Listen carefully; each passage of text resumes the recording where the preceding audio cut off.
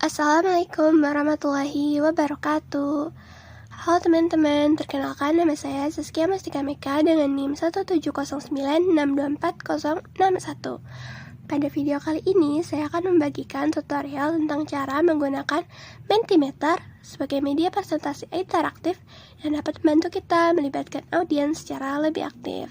Buat teman-teman yang belum pernah menggunakan Mentimeter sama sekali, tidak perlu khawatir karena pada tutorial ini saya akan menjelaskan langkah-langkahnya secara bertahap. Langkah pertama, silakan buka browser di laptop atau perangkat masing-masing.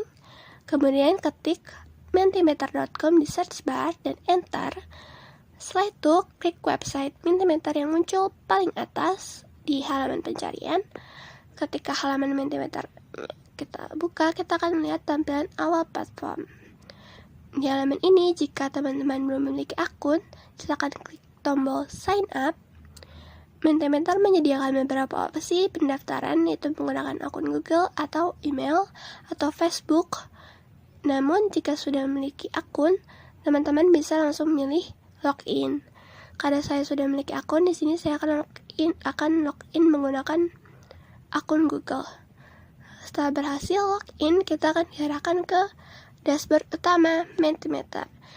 Jika ini adalah pertama kalinya kita menggunakan Mentimeter, tampilannya akan terlihat kosong di sini karena belum ada presentasi yang dibuat. Namun jika sebelumnya kita sudah pernah membuat presentasi, semua file presentasi tersebut akan tersimpan otomatis dan bisa kita lihat kembali di halaman dashboard ini.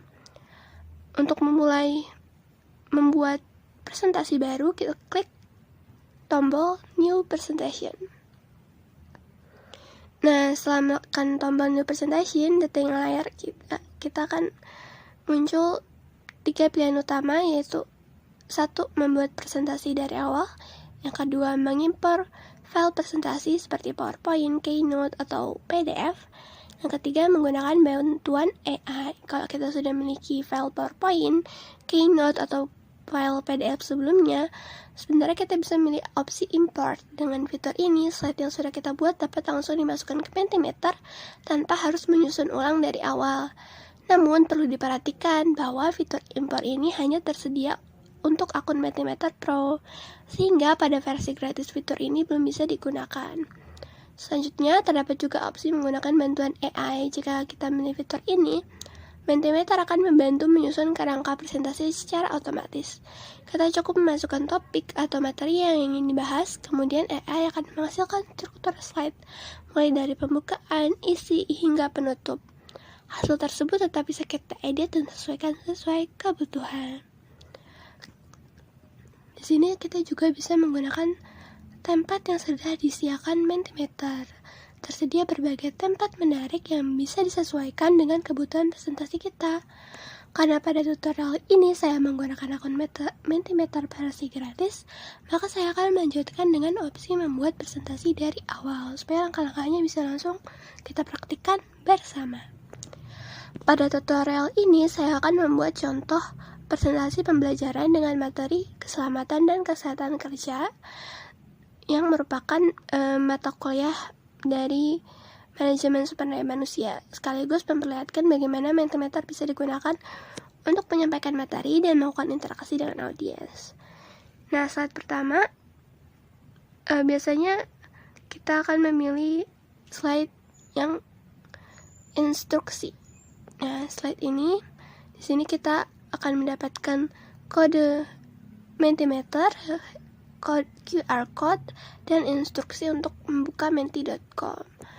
Slide ini penting karena melalui slide inilah audiens dapat bergabung ke dalam presentasi menggunakan HP atau laptop masing-masing. Di bagian kanan layar, bagian ini merupakan berisi fitur-fitur Mentimeter seperti edit, comments, interactivity, yang di themes and templates. Nah, sebelum menambahkan slide lainnya, kita juga bisa memilih tema presentasi. Mentimeter menyediakan beberapa tema gratis. Pada presentasi ini, saya akan menggunakan tema dengan dominasi warna hijau. Selanjutnya, saya klik Add Slide, lalu memilih Content Slide. Di slide ini, saya mengisi judulnya menggunakan heading font, yaitu di sini program. Kemudian menambahkan gambar pekerja konstruksi yang menggunakan alat pelindung diri.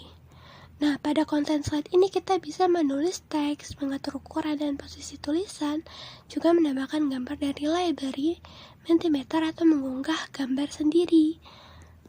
Hal ini menunjukkan bahwa Mentimeter tidak hanya digunakan untuk kuis, tetapi juga dapat berfungsi seperti slide presentasi pada umumnya. Kemudian di slide selanjutnya, untuk melibatkan audiens sejak awal, saya menambahkan slide interaktif. Kita tinggal klik add slide, lalu memilih word cloud, kemudian kita tinggal mengetik pertanyaannya. Fitur word cloud ini sangat cocok untuk digunakan untuk menggali pengetahuan audiens, ice breaking, atau mendorong presentasi aktif.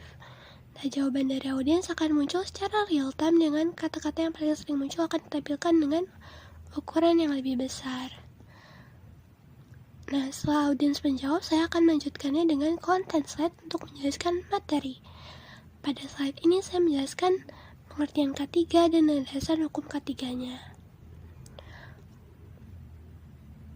Selanjutnya, saya menambahkan content slide lagi yang berisi gambar logo K3. Di sini ada penjelasan makna, simbol jumlah, elemen dan warna pada logo K3. Nah, itu cocok untuk yang cuman mau mengisi gambar aja gitu. Kemudian slide berikutnya berisi hierarki pengendalian risiko. Di sini kita bisa mengatur apakah kita mau itu berupa angka listnya atau berupa titik saja atau bullet gitu, atau bisa ABCD juga. Nah, setelah materi selesai disampaikan, saya akan melanjutkan dengan kuis interaktif. Saya memilih fitur quiz competition select answer yang memungkinkan sistem menampilkan skor dan peringkat peserta. Kemudian saya akan mengetik pertanyaannya. Terus di sini ada opsinya kita tulis aja 5, 9, 3, 5, 9, dan 11. Nah, habis itu kita centang jawaban yang benar. Nah, setelah itu kita juga bisa mengatur waktu pekerjaannya. Di sini saya akan mengatur pekerjaannya yaitu 15 detik. Oh, di sini juga bisa mengatur audionya. Ada suara musik di dalam quiz. Tapi saya di sini nggak usah pakai musik. Nah, setelah itu di slide selanjutnya saya akan menambahkan quiz lagi.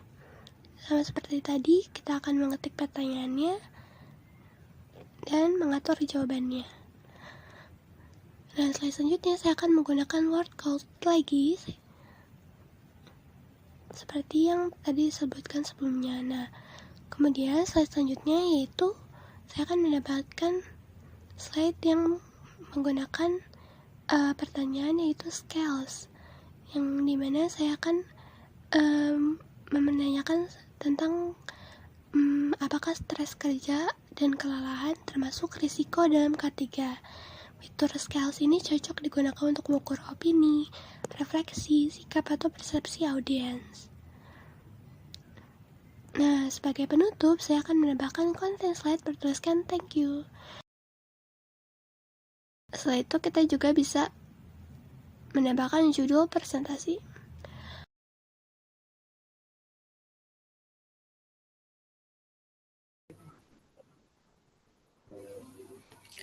Oke teman-teman, setelah tadi kita udah ngeliat cara membuat materi dan kuis di Mentimeter, kita akan mempresentasikannya. Nah, di sini saya sudah bersama teman-teman yang lain. Teman-teman bisa masuk ke Mentimeter dengan kode dan QR yang ada di layar.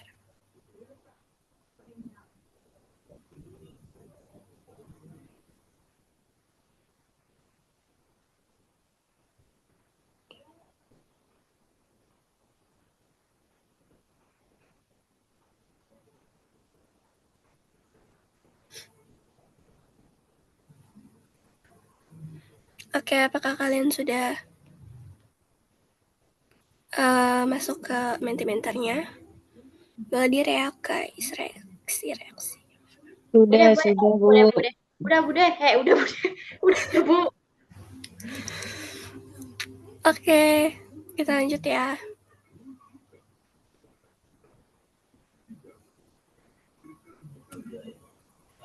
Oke, jadi di sini kita bakal menjelaskan atau mempresentasikan membahas mengenai program keselamatan dan kesehatan kerja atau biasa disingkat K3.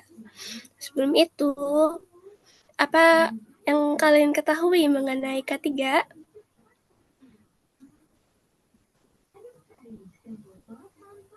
Keselamatan. Oke, yang lain? P3K. Ya, itu termasuk salah satu obatnya sih. Keselamatan kerja. Kesehatan. Oke, benar ya, tentang keselamatan dan kesehatan kerja. Kita masuk langsung ke materinya aja. Jadi, ketiga adalah kesehatan, keselamatan dan kesehatan kerja yang merupakan upaya untuk melindungi tenaga kerja serta orang lain yang berada di tempat kerja dari potensi kecelakaan maupun penyakit akibat kerja. Upaya perlindungan ini dilakukan melalui penerapan teknologi dan prosedur pencegahan kecelakaan secara konsisten. Nah, secara hukum, pelaksanaan K3 di Indonesia memiliki dasar yang kuat, yaitu Undang-Undang Nomor 1 Tahun 1970 tentang Keselamatan Kerja. Undang-undang ini menjadi landasan utama. Ya. Apa? Di aku baru ke next slide sekarang. Pas tadi kamu jelasin belum ke next. Maksudnya? Jadi pas tadi kamu jelasin itu masih di slide yang pertanyaan gitu loh. Sekarang belum juga? Udah, sekarang udah. Jelasin. Oke, berarti ulang ya? Ya. Oke, baik. Teman-teman, kita langsung masuk ke materinya saja. Kita mulai dari pengertian K3. K3 adalah keselamatan dan kesehatan kerja, yaitu upaya melindungi tenaga kerja serta orang lain yang berada di tempat kerja dari potensi kecelakaan maupun penyakit akibat kerja. Nah, upaya perlindungan ini dilakukan melalui penerapan teknologi dan prosedur pencegahan kecelakaan secara konsisten. Secara hukum, pelaksanaan K3 di Indonesia memiliki dasar yang kuat, yaitu Undang-Undang Nomor 1 Tahun 1970 tentang Keselamatan Kerja. Undang-undang ini menjadi landasan utama bagi perusahaan dan tenaga kerja dalam menciptakan lingkungan kerja yang aman dan sehat.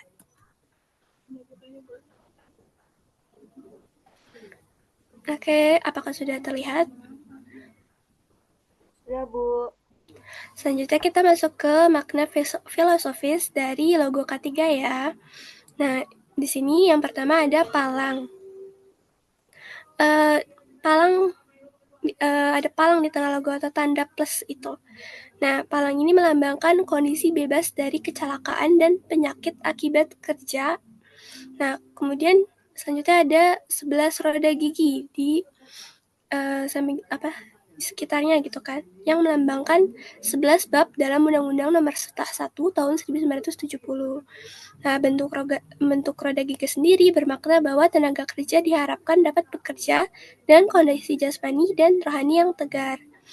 Terus dari segi warna, yaitu warna hijau dan warna putih yang memiliki makna keselamatan, kesehatan, kesejahteraan, serta kebersihan atau kesucian di lingkungan kerja.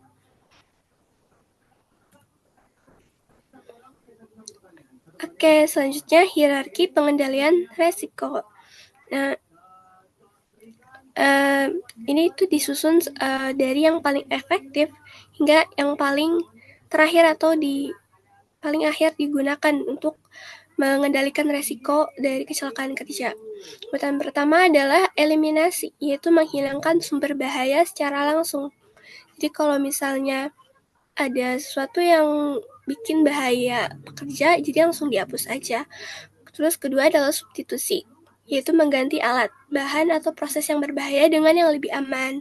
Kalau misalnya nggak bisa dihapus, ya berarti diganti sama sesuatu yang lebih baik gitu, dari yang lebih aman dari yang sebelumnya. Selanjutnya, yang ketiga, perancangan dan administrasi, yaitu seperti pengaturan prosedur kerja, jadwal, atau sistem kerja yang lebih aman. Yang keempat, yang terakhir adalah APD, atau alat pelindungan diri. Contoh APD antara lain adalah helm keselamatan, sepatu, terus masih banyak lagi ya. Terus APD ini biasanya digunakan sebagai pelindungan terakhir apabila risiko belum bisa dihilangkan sepenuhnya. Jadi kalau misalnya kita nggak bisa ngindarin atau nggak bisa eliminasi, nggak bisa substitusi, dan nggak bisa dirancang biar aman gitu. Nah, yang terakhir, alat pencegahan terakhir adalah menggunakan APD.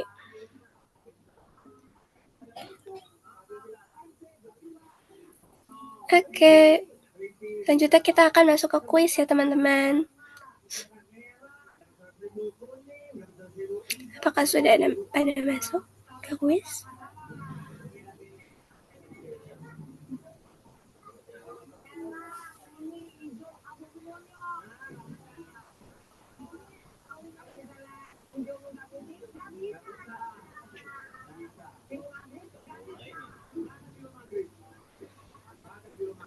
Oke, mungkin kita bisa langsung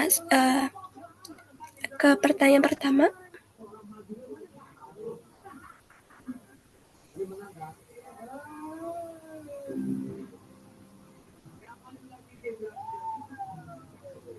Berapa jumlah roda gigi pada logo ketiga?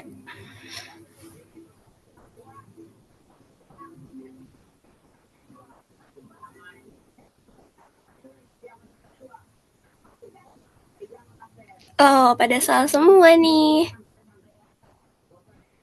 Oke, jadi yang jawaban yang benar adalah 11 ya, karena itu tuh sesuai sama bab yang ada di undang-undangnya. Oke, lanjut ke pertanyaan selanjutnya. Oh, di sini ada quiz leader, berarti nggak ada yang benar, jadi semuanya 0. Lanjut ke pertanyaan kedua.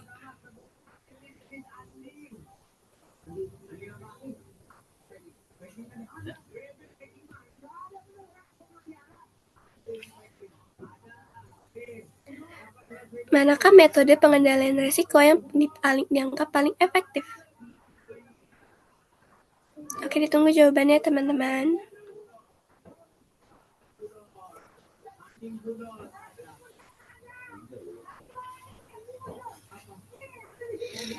Oh, jadi yang benar cuma satu orang, dan yang salah 4. Jadi kenapa jawabannya yang A itu eliminasi? Karena eliminasi dianggap paling efektif karena resiko yang dihilangkan langsung dari sumbernya, bukan hanya dikendalikan atau dilindungi. Kalau APD kan tadi yang terakhir ya, jadi kalau udah nggak bisa diganti, nggak bisa dihilangkan, baru pakai APD cara pencegahannya.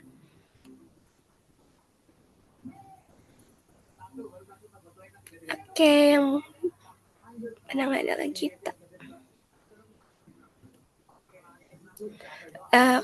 Ini ada pertanyaan, seberapa setuju kalian stres kerja atau kelelahan itu masuk ke dalam kategori resiko ketiga?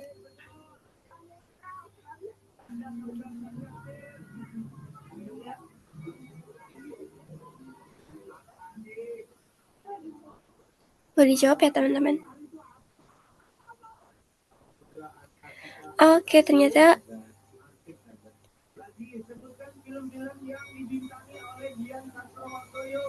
banyak yang agree juga, ada yang banyak yang setuju ya. Jadi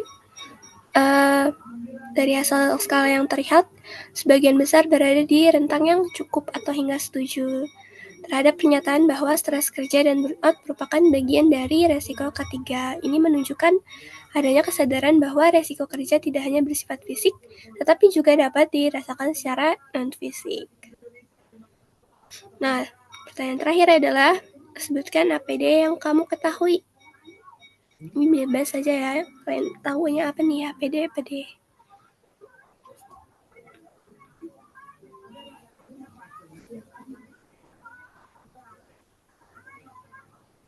Masker, benar. Sarut tangan, oke benar. Apa ada COVID? Iya benar banget.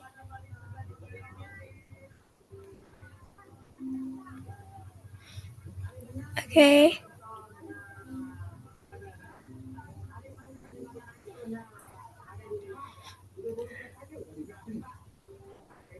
Baju astronot. Baju astronot bisa nggak ya dimaksud? Kayaknya bisa deh, karena dia mencegah supaya si astronotnya nggak ini kan memiliki oksigen. Kacamata. Oke, bener ya semuanya. Ada juga helm dan masih banyak lagi yang lain. Oke, sekian dari presentasi dari saya. Terima kasih.